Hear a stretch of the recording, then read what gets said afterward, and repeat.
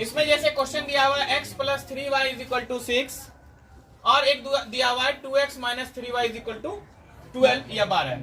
अब इसमें क्या किया, एक को समीकरण 1 मान लिया, एक को 2 मान लिया। तो समीकरण 1 से हमने क्या किया कि x plus 3y is equal to 6 दिया हुआ है। अब 3y को इधर ले आए, प्लस में इधर आने के बाद माइनस में आ जाएगा। फिर उसके बाद देखिए हम क्या करते हैं कि इसका एक मान सारणी तैयार करते हैं। एक मान सारणी जो तैयार कर रहे हैं और इसके बेसिस पे क्या करेंगे कि हम इसमें एक का वैल्यू इसमें हम रखते जाएंगे और दूसरे का वैल्यू निकलते जाएगा। जैसे कि यहाँ पर हम देखिए कि हमने y का वैल्यू 0 माना, तो y का वैल्यू जब हम 0 रखते हैं तो देखिए x का वैल्यू क्या आ रहा है 6 हमने लिख दिया। फिर उसके बाद हम y का वैल्यू माने 1, जब y का वैल्यू 1 लेकर के चल रहे हैं तो क्या देख रहे हैं x का वैल्यू हमको कितना निकल के आ रहा है 3। फिर उसके बाद y का वैल्यू 2 हम रखे तो क्या देख रहे हैं x का वैल्यू क्या आ रहा है 0। तो जो भी वैल्यू हम यहाँ रखेंगे इस समीकरण पर हम डालते जाएंगे और उस पर उसका वैल्यू निकलते जाएगा। ऐसे करके हम बहुत सारे निकाल सकते हैं, लेकिन हम यहाँ 2-3 निकाल करके रखें, फिर उसके बाद हम उसको ग्राफ पर दर्शाएंगे। फिर अगला ये समीकरण 2 से ही ठीक उसी प्रकार करेंगे कि जो दूसरा समीकरण है उसको हम क्या करेंगे, फिर से इधर देखिए 3y माइनस में था, इधर आएगा तो प्लस में, 3y इधर माइनस में था, इधर आ गया तो प्लस में आ गया। इधर देखिए 2 मल्टीप्लाई में है, इधर आ जाएगा तो डिवाइड में आ जाएगा, है ना, गुना में है तो भाग में आ गया। अब इसके लिए एक मान सारणी तैयार कर लेंगे जिसमें कि हम एक वैल्यू इसका मानते जाएंगे और दूसरा वैल्यू अपने आप आ जाएगा।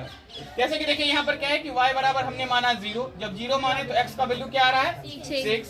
फिर दूसरा हमने क्या किया कि y बराबर माने 2, जब 2 मान लेते हैं इस पर लेकर के, तो यहाँ y है वहां पर 2 रख देंगे और उसके बाद फिर हम क्या देख रहे हैं x का वैल्यू निकल रहा है 9। फिर y का वैल्यू हमने क्या माना -2, क्या माना -2, तो y का वैल्यू -2 माने तो यहाँ पर जो y है इसकी जगह पर हम -2 रखेंगे और तब क्या देख रहे हैं कि इसके बाद आंसर हमारा यहाँ से आते हुए यहाँ आ गया। यानी यहाँ के बाद आपको क्या करना है, यहाँ के बाद यहाँ से यहाँ आना, फिर उसके बाद ये वैल्यू हमारा कितना आ गया 3 आ गया। अब जो 3 वैल्यू आ गया अब हम क्या करेंगे कि ये दो जो मान आ गया है इस दोनों को हम क्या करेंगे ग्राफ पर रिप्रेजेंट कर देंगे। ठीक है, ग्राफ पर इधर एक हो गया x और x डैश, y और y डैश। इसमें अधिकतम वैल्यू 9 था तो हमने 9 तक ले लिया। उसके बाद इसको हम बारी बारी से रख दिए। जैसे देखिए 0 और 6 था, हमने 0 और 6, देखिए x पर 6 y पर 0, x पर 6 y पर 0, 0 तो यही ना आ रहा है ना, इसलिए यहाँ आ गया। दूसरा y पर 1 x पर 3, तो y पर 1 इसके सामने आ गया यहाँ और यहाँ x के ऊपर 3, यानी इसके सामने और इसके सामने लेके एक पॉइंट कर देना है। फिर उसके बाद y पर 0 और x के लिए y के लिए 2 है, x के लिए 0 है। तो क्या देख रहे हैं y के लिए 2 आ रहा है और x के लिए 0, क्योंकि इधर है नहीं इसलिए यहाँ पर आ गया, है ना। फिर इसको हमने क्या किया, एक लाइन खींच दिया और जो इक्वेशन था हमने उसको लिख दिया।